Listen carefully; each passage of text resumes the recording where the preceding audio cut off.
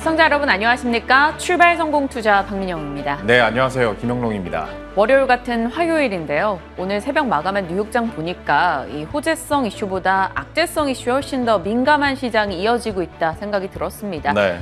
부채 한도 협상을 둘러싼 정치적 불확실성이 확대됐고 페이스북으로 인해서 이 독점 기업들에 대한 부담감도 다시 등장을 했습니다. 여기에 미국과 중국의 정치적 마찰 우려까지 또 등장을 해서 머크 치료제 이야기는 묻히나 싶어요. 그러게요. 잠시 후에도 한번 싹 정리를 해드리겠습니다만은 지금은 악재가 훨씬 더 많은, 그래서 불확실성이 높은 시장입니다.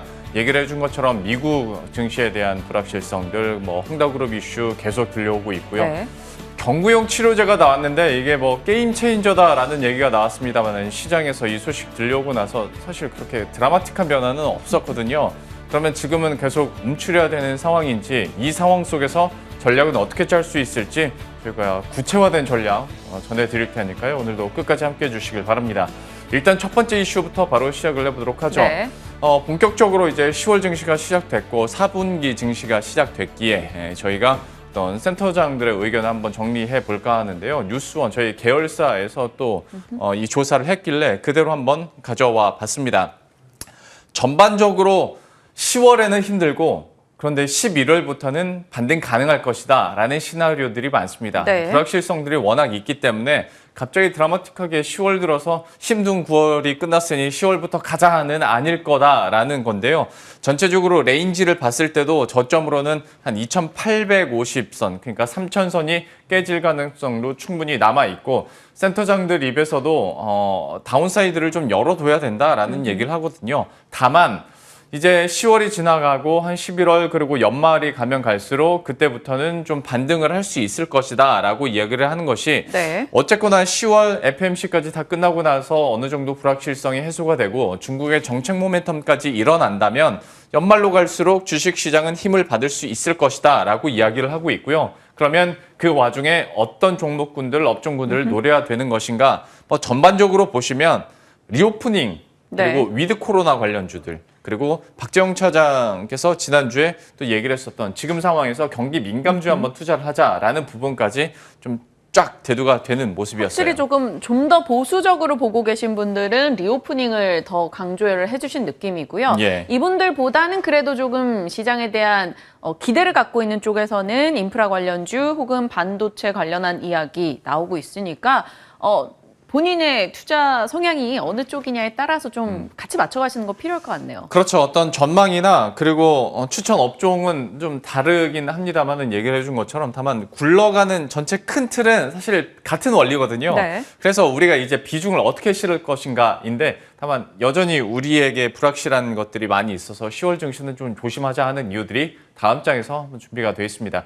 일단 우리가 계속 얘기를 하고 있습니다만은 경구용 코로나19 치료제가 개발이 됐는데 이 소식 있고 나서도 미국 선물 시장에서 오르긴 올랐는데 그렇게 별 큰 변화는 없었거든요. 그래서 이거보다는 지금 이런 악재성 변수들이 좀 많은 상황입니다. 네. 지난 금요일에도 미중 무역 대표단들의 무역 마찰이 살짝 있는 모습이었고 중국의 전력난에 대해서는 좀 해결되는 기미는 있긴 합니다만은 경기 둔화 우려는 계속 시장에서 남아 있는 상황입니다. 그리고 미국이 좀 그렇죠. 1.2조 원 인프라 법안 표결이 연기가 됐습니다. 이거 가지고 이제 더 큰 규모의 인프라 법안이나 부채 한도 협상에 대해서도 지금 상원과 하원 간의 신경전이 계속 일어나고 있고요. 때문에 연방정부의 셧다운까지도 어느 정도 대비는 해둬야 되는 상황입니다. 이것 때문에 좀 불확실성이 커질 수 있다라는 얘기들도 나오고 있고 중국에서는 헝다그룹 이슈도 계속 있기 때문에 지금으로서는 좋아진다라고 하기에는 악재성 변수들이 너무 많죠. 맞아요. 그런데 한 증권사에서는 그러더라고요. 이러한 악재성 이슈들이 많기 때문에 요중에 하나라도 잘 풀리는 소식이 나온다면 또 단기적으로는 분명 반응을 할 거다. 그래서 만약에 단기 매매를 생각한다면 하나 풀릴 때 또 사락 매매해보고 맞아요. 또 하나 풀릴 때 대응을 해보고 이런 식으로 좀 이슈에 부지런하게 움직여보자 의견도 많더라고요. 저도 그 리포트 봤거든요. 그래서 이 중에서 하나만 반전이 된다면 약간 이런 내용이었었잖아요. 괜찮은 시나리오겠다라는 생각과 함께 그 하나가 뒤집어졌을 때 뭐가 제일 먼저 반응할 수 있을 것이냐. 어쨌거나 지금으로서는 그래도 위드 코로나, 리오프닝주, 그리고 경기 민감주들 이쪽으로 첫 번째 반응이 나올 수밖에 없거든요. 네. 왜냐? 여전히 지금 주가 부담으로 봤을 때도 좀 밸류에이션 매력이 있습니다. 그쵸. 저점이기 때문에 많이 오른 종목도 있긴 합니다만 그래서 앞에서 센터장들이 그리고 추천을 했었던 리오프닝주들 한번 정리를 해보도록 할게요. 일단 위드 코로나 얘기가 나오다 보니까 실제로 포털에 사람들이 여행 검색을 많이 한다고 해요. 이제 다음 달 호주 열리고 하니까 네. 갈 곳들이 꽤 많아지고 있다고 하더라고요. 맞아요. 다음 장 넘겨주시겠죠, 언젠가? 여행 검색량이, 그러니까 이제 코로나19 신규 확진자가 확 늘면서 약간 주춤하긴 했었는데, 이후로 위드 코로나 얘기가 나오다 보니까 다시 계속 올라간다는 거예요. 위드 코로나 검색량도 늘어나고 있고요. 여행 검색량도 지금 늘어나고 있는 네. 상황인데, 이렇게 되면 사실 여행하면 다음 번째로 연관 검색어 나오는 게 당연히 항공 쪽이잖아요. 항공주 그리고 여행지, 여행 상품과 관련된 얘기들 당연히 할 수밖에 없을 텐데 예전에도 한번 어떤 실적과 관련해서 말씀을 드렸습니다만은 지금 어떤 항공주에 대해서도 실적 추정치가 우상향되고 있고 여기에 비해서 주가는 덜 올랐다. 많이 오른 것 같은데도 덜 올랐다고 하니까 여기에 대한 수혜들 충분히 가능한 상황이기도 합니다. 그 리오프닝 업종들에 대한 밸류에 대해서 한번 말씀을 드렸었는데 역시 평균 주가 대비했을 때 리오프닝 관련주의 시총 비중은 여전히 좀 떨어져 있는 상황이고 네, 차이가 있네요. 맞아요. 이렇게 괴리가 있거든요. 이 격차만 줄어든다면 이 격차가 어디서 줄어드느냐? 앞에서 말씀하셨던 그 변수들만 한번 살짝 돌아주면 여기가 탄력을 가장 많이 받을 수 있는 업종군이기도 하거든요. 근데 이게 애매해지는 게 항공, 여행, 레저, 유통까지도 가고요. 조금 더 가면 외식, 음식료까지도 가는 문제거든요. 너무 많다는 거예요. 네. 이 많은 보기 가운데서 그러면 어디에 우리가 집중할 수 있을지 여기에 대해서도 한번 우리가 고민할 필요는 있어 보여요. 네, 순서를 짜보는 것도 좋겠네요. 여행이 먼저, 항공이 먼저, 뭐 이런 식으로. 만약에 리오프닝에 관심을 두신다면 그렇게 끌고 가보길 바랍니다. 다음은 삼성전자 이슈 가볼게요. 이번 8일에 실적 잠정치를 내놓을 겁니다. 네. 실적 좋을 거다라는 기대치는 많았어요. 3분기 자체에 대해서는요. 이 매출은 분기 매출 사상 처음으로 70조 원 넘어갈 것으로 예상이 되고 있고요. 상반기에는 스마트폰 쪽이 좀 더 좋았다면 3분기에는 반도체 쪽이 실적을 견인했을 거다 이야기 나옵니다. 영업이익도 일단 2분기에 이어서 3분기에도 10조 원 이상 넘어갈 것으로 예상되고요. 특히나 3분기는 메모리 쪽도 괜찮고 시스템 반도체도 파운드리 단가 올라가고 물량 올라가고 수율 개선돼서 좋을 것이다. 스마트폰도 갤럭시 Z 시리즈 판매 호조로 인해서 기대감이 있고요. 소비자 가정 괜찮고 환율이 올라가면서 비영업이익이 한 1조 원 정도 있었을 것이다 라고 이야기를 합니다. 네. 3분기 이렇게 해서 기대는 있는데 사실 주가 반영을 못했잖아요. 그렇죠. 주가 반영 자체 기대가 낮습니다. 그렇습니다.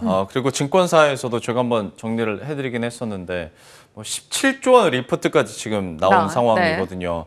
그런데 주가는 전혀 반응을 못 해주고 그러면 도대체 뭐가 있어야 반등을 하는 거야? 라는 궁금증이 당연히 들 수밖에 없어요. 맞아요. 요즘에 잘생긴 배우들 보고 얼굴 천재 이런 얘기 하더라고요. 네. 삼성전자는 실적 천재. 정말 실적은 좋을 것이다. 계속 이야기가 나왔어요. 근데 주가는 바보인가? 연 고점 대비해서 한 25% 정도 빠져있는 상황입니다. 72,000원에서 79,000원 부근까지 갔다가 다시 이렇게 내려와서 73,000원인 상황인데 트렌드포스에서 D램과 낸드 4분기 가격 떨어질 거고 내년 1분기 비수기라서 또 가격 하락폭이 더 깊어질 거야 이런 얘기를 내놨습니다. 완제품사들이 반도체 재고 쌓았고 백신 접종이 올라가면서 비대면 서비스 수요가 감소한다 그런 영향을 받는다라는 거였습니다. 여기에 마이크론이 앞으로의 전망치 조금 더 낮게 잡아내면서 비관론에 다시 기름을 부었었는데요. 넘겨볼까요? 마이크론이 9월, 11월 매출 가이던스 10% 낮췄습니다. 이러면서 IT 업계에 다시 우려감이 불거졌죠. 그랬는데 SK 하이닉스 측에서는 아니야 괜찮을 거야 걱정 좀 하지 마 라는 뉘앙스의 의견을 냈고요. 하나증권에서도 마이크론이 이 전망을 낮춘 건 그들이 부품 조달이 지금 쉽지 않다. 그런데 삼성전자는 거의 다 내재화돼 있어서 걱정 없어 라고 이야기하기도 합니다. 다음 넘겨볼게요. 여러 가지 걱정과 또 계속된 희망론이 엇갈리고 있는데 일단 앞에 하나증권도 10만 5천 원 목표가를 냈고요. 글로벌 IB 측에서도 9월 달에 낸 리포트들 보면 다 10만 원 이상입니다. CT에서도 13만 원권까지 보고 있더라고요. 그들도 외국인의 수급만 돌아온다면 괜찮아질 거야. 외국인이 정말 팔 만큼 팔았고 지분율 이만큼 떨어져 있어 라고 이야기를 합니다. 알죠. 우리 다 아는 내용이죠. 그래서 제가 다음 마지막 네. 이걸 넘겨봤어요. 다 알겠고 근데 그래서 언제 가냐? 네. 내일이냐? 다음 달이냐? 다음 분기냐? 아니면 내년이냐? 이거에 대한 좀 명확한 답을 누가 줄 수는 없겠죠. 그런데 조금은 더 근접한 답을 준다면 좀 투자 전략 세우는데 쉽지 않을까 생각을 해요. 이 한 판만 준비해도 될 뻔했어요. 그러네요. 1년 동안 우리가 계속 되뇌이는 게 바로 이거잖아요. 항상 삼성전자 주가 반등 어떻게 될까? if가 붙어요. 뭐뭐 하면 주가는 계속 떨어지고 있는데 지금 상황에서도 믿음을 가지고 사야 되는 것인지 시장 전반에 대해서 삼성전자에 대해서 잠시 후에 어떤 전략적인 부분 투자 의견도 들어보도록 하겠고요. 네. 그러니까 오랜만에 업종군들 한 번씩 터치를 해드리는데 음식료 업종 얘기를 한번 해보도록 하겠습니다. 곡물 가격 많이 올랐었던 거 잘 아실 겁니다. 최근 들어서 곡물 가격 자체는 약간 하향해서 보합권 기록하고 있는데요. 다만 어떤 음식료 업체 입장에서 봤을 때는 레깅 시점이 5개월 정도 걸리기 때문에 네. 이제 5월에 피크를 찍었던 게 이제부터는 반영이 될 거란 말이죠. 8월, 9월, 10월서부터는 가격 부담, 원가 부담이 당연히 있을 거란 말입니다. 그래서 어떤 실적에 대한 불안감들이 있는데 또 다른 시간차에 대해서도 있죠. 판가 인상을 했지 않습니까? 판가 인상을 했었는데 대부분 여름 그리고 9월 대부분 많이들 했는데 이것도 어느 정도 시간차는 있을 수 있단 말이죠. 그래서 3분기 실적에는 좀 반영되긴 힘들고 근데 다만 보시는 것처럼 이게 농심의 이익 증가율인데요. 4분기부터는 올라설 수 있다라는 거예요. 그러면 곡물 가격에 대한 부담으로 3분기는 힘들겠지만 4분기부터는 판가 인상에 대한 영향, 그러니까 긍정적인 영향들을 받아갈 수 있다라는 건데 그렇다면 약간 선제적 관점에서 괜찮은 음식료 업종들은 미리 사두는 것도 나쁘지 않겠다라는 생각을 하게 됩니다. 네. 보시는 것처럼 이 초록색이 올해 영업이익 증가율 전망치고요. 회색 부분이 내년도인데요. 대부분이 올해보다는 내년에 이익 증가율이 더 늘어날 것이다 라는 얘기들이 있습니다. 네. 다만 신세계 푸드 같은 경우에는 좀 다른 게 여기는 노브랜드 버거 매장 수가 워낙 올해도 급격하게 늘어나다 보니까 영업이익 증가율이 높아지는 거고요. 이외에는 대부분이 내년에 더 좋아질 거야. 그리고 그 스타트는 4분기가 될 거야 라고 얘기를 하거든요. 음식료 업종에 대해서 이제 4분기가 됐으니까 좀 실적이 나오기까지는 물론 기다려야겠으나 선전화하는 의미에서 음식료 업종도 한번 건드려봤습니다. 네, 시장에 대한 이야기 그리고 우리 모두가 고심하고 있는 삼성전자에 대한 전략까지 다양한 이야기 담았습니다. 지금부터 전략 함께 챙겨보시죠.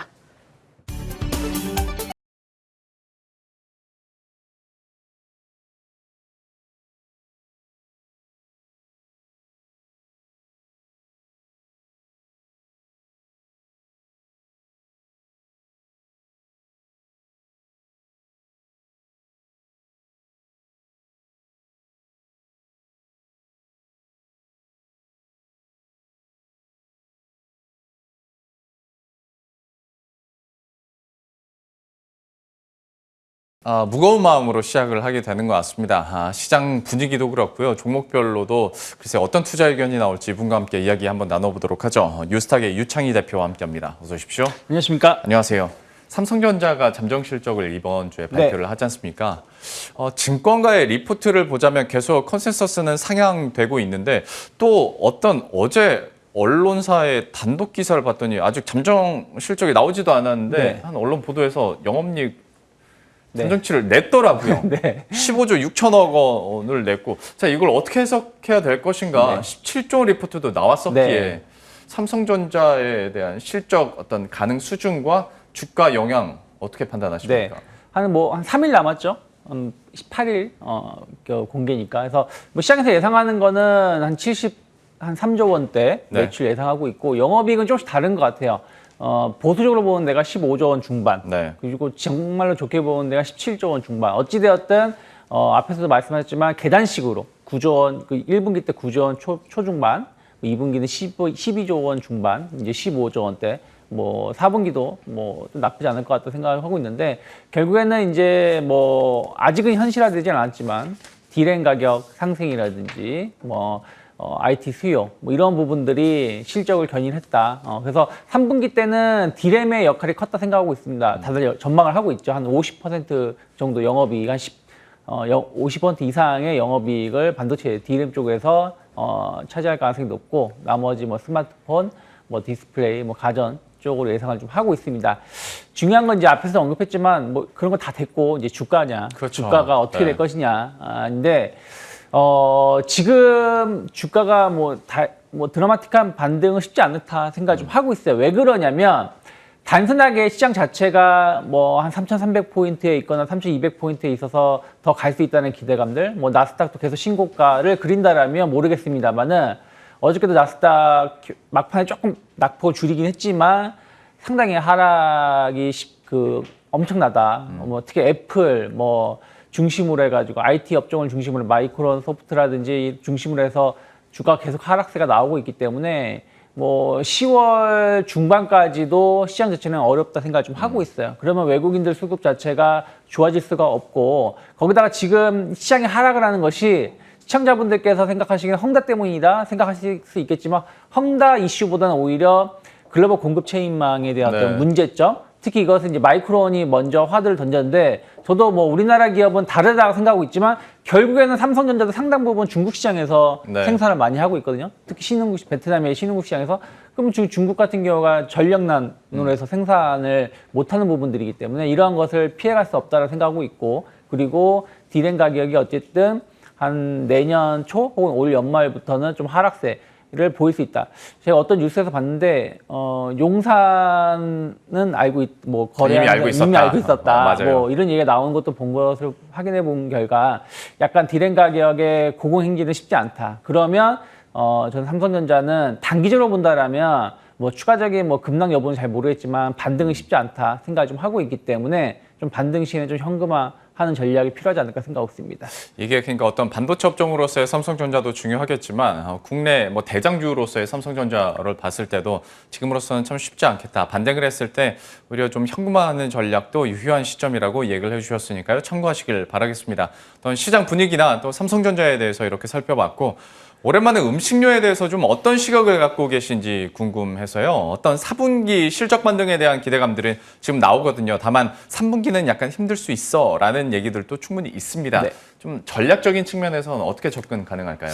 네, 뭐 3분기 실적 원래 음식료 업종군데 3분기가 조금 그래서 좋은 편은 아닌 경우가 많이 있습니다. 왜냐하면 외부 활동도 많고 뭐 그러다 보니까. 근데 특히 이제 올해 같은 경우는 여러 가지 뭐 기대감, 우려감들이 좀 혼재하다 보니까 3분기 실적에 대해서 약간 그게 썩 좋은 반응은 좀 아니다 생각하고 있고, 그 이유 중에 하나는 이제 코로나가 좀 장기화되는 부분들, 그리고 곡물 가격 상승이라든지 뭐 이런 부분들이 원자재 가격 상승, 거기다가 이제 환율까지도 좀 안 좋았죠.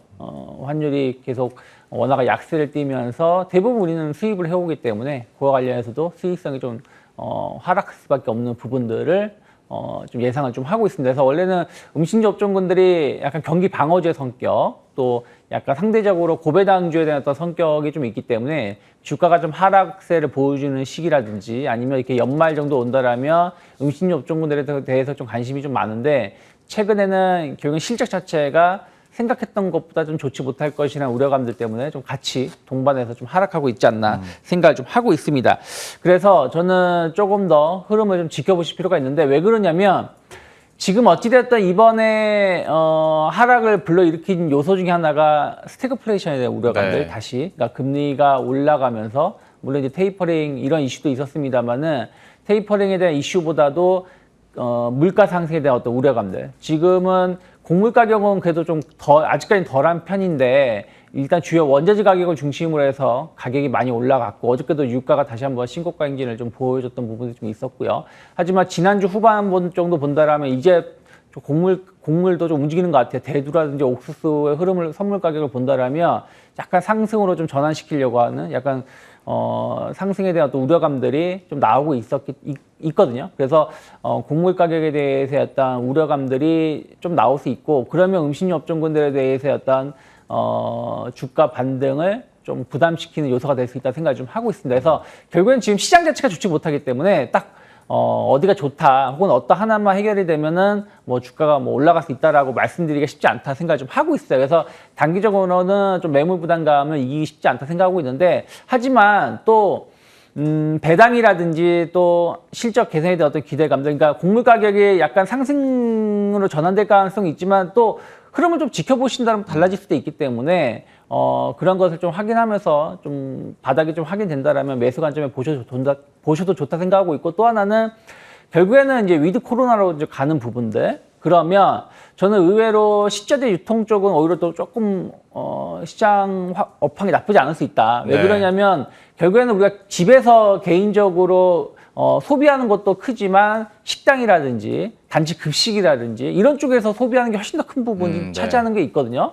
그런 쪽에서 보신다라면 약간 식자재 유통 관련해서는 전 조금 긍정적으로 보고 있고, 그러면 CJ 프레시웨이 같은 기업은 흐름을 좀 지켜보면서 매수 시점을 잡아보시는 것도 나쁘지 않다 생각하고 있습니다. B2B에 대한 긍정적인 전망들도 좀 나오긴 하더라고요. 네. CJ 프레시웨이에 대해서 좀 관심을 갖자라는 얘기까지 한번 들어봤습니다. 종목군들 이렇게 살펴봤고요. 바로 코너 속의 코너로 넘어가 보도록 하겠습니다. 오늘의 창의스픽은 하이퍼로컬이 뜬다, 주목할 당근마켓 관련주를 갖고 오셨어요. 네. 평소에 하던 얘기와 좀 다른 얘기긴 한데 이거 어떻게 투자 아이디어 갖고 계십니까? 네, 뭐 오늘 같은 경우는 뭐 당장 이번 주 혹은 뭐 다음 주에 올라갈 수 있는 종목을 말하기가 쉽지 않다 보니까 좀 중장기적인 관점에서 좀 기댈 수 있는 섹터가 뭘까 해서 봤는데 지금 당근마켓에 대한 어떤 열풍이 계속 큰 것 같습니다. 네. 저도 자주 거래하는 편은 아닌데 아이가 있다 보니까 아이 책이라든지 육아 관련돼서의 그 와이프의 심부름을 많이 하고 있습니다. 저도 지난주에 책 심부름 하러 왔거든요. 네. 예. 그런데 이 이용자를 보니까 최근에 뭐 급증하고 있다고 해요. 뭐 예전에는 한 달에 한 1,500만 명이었는데 지금은 주간 1,000만 명 이상의 이용자가 나타나고 있다 생각하고 있고, 하이퍼로컬 서비스 시장이 우리 쉽게 말하면 슬세권이라고 하죠. 슬리퍼를 신고 만나는 지역 경제라고 하는데, 이 시장이 상당히 지금 커지고 있는데 2024년에는 한 700조 원 정도 규모가 될 거라고 합니다. 우리나라가 아니라 전 세계적인 시장 규모가. 그래서 그런 측면에서 보신다라면 상당히 계속 커질 수 있는 것이고, 우리나라는 이제 당근마켓이 어떻게 보면은 지역 플랫폼으로서 거의 최초의 성공 사례가 될 수 있죠. 그래서 뭐 지금 기업 가치로만 본다고 해도 최소 3조 원 정도에 육박한다고 하는데, 뭐 주로 비슷한 기업을 보면 미국의 포시마크라는 기업이 있는데 이 회사가 한 3조 6천억 달러 정도의 평가를 좀 받고 있고요. 그리고 뭐 넥스트 도어라는 기업 같은 경우도 한 기업 가치가 52조 원 정도로 평가를 받고 있기 때문에 당근마켓도 만약에 뭐 지금 당장 상장을 얘기하는 건 아니지만 기업 가치는 계속 커질 수 있다. 그럼 관련된 기업들에 대해서 어떤 관심도가 좀 높아질 수 있지 않을까 생각을 좀 하고 있습니다. 그래서 당근마켓을 투자를 하고 있는 기업이라든지 혹은 사업을 같이 영위하고 있는 기업들 혹은 앞으로 조금 더 시장이 커질 수 있는 것에 수혜를 입을 수 있는 기업들에 대해서 어떤 주목을 좀 해보실 필요가 있다 생각을 좀 하고 있는데, 일단은 뭐 GS그룹을 좀 눈여겨보실 필요가 있다고 생각을 좀 하고 있어요. 최근에 GS 리테일, 그러니까 GS 편의점, CU, GS 리테일이 당근마켓하고의 업무 협약, 그리고 이미 당근마켓에 한 200억 정도 투자를 선 진행을 했었던 게 있어서 앞으로 당근마켓이 시장이 커지게 된다라면 관련해서 어떤 시너지 효과를 좀 낼 수가 있고, 근데 GS 리테일 쪽보다는 GS 그룹이 그러니까 GS 자체가 조금 더 수혜를 입을 수 있지 않을까. 최근에 또 유가 상승에 대한 어떤 이슈도 좀 있기 때문에 그러한 것을 좀 보신다라면 차라리 GS를 투자하는 게 저는 좀 더 낫다 생각을 좀 하고 있고요. 그리고 이제 전자결제 관련해 가지고 뭐 다날이라든지 NH한국사이버결제 등이 좀 주목을 좀 받고 있는데 당근페이 도입에 대한 어떤 기대감들이 좀 있다라는 것이죠. 그래서 지금은 약간 이제 계좌이체라든지 현금 결제 뭐 이런 식으로 하고 있지만, 만약에 이제 당근페이가 본격적으로 플랫폼, 전자결제 플랫폼이 활성화가 된다라면 관련된 기업들이 수혜를 입을 수 있는데, NH한국사이버결제가 최근에 보면 주가가 좀 바닥을 다지면서 좀 실적에 대한 어떤 기대감들이 좀 나오면서 우상향하고 있기 때문에 관련돼서 좀 주목을 해보시면 좋지 않을까. 다만 이제 앞에서 제가 말씀해드렸지만 지금 당장 간다. 네, 뭐 시장에서 그렇죠. 뭐 당근 예를 들어서 마켓컬리라든지 쿠팡의 상장에 대한 어떤 기대감으로 움직였었던 거랑은 좀 다른 부분들이 네. 좀 있으니까 흐름을 좀 지켜보면서 약간 중기적인 관점, 중장기적인 관점에서 접근해보면 좋지 않을까 생각하고 있습니다. 참 당근페이만 출시가 된다면 모르는 사람 옆에서 그 계좌번호 확인하는 그 어색한 시간들은 줄어들 수 있을 텐데 여기에 따라서 수혜를 받을 수 있는 NHN 한국사이버결제까지 또 얘기를 해줬으니까요. 투자 아이디어로 또 기억해 두시면 좋을 것 같습니다. 오늘 뉴스탁의 유창희 대표와 함께했습니다. 오늘 말씀 고맙습니다. 고맙습니다.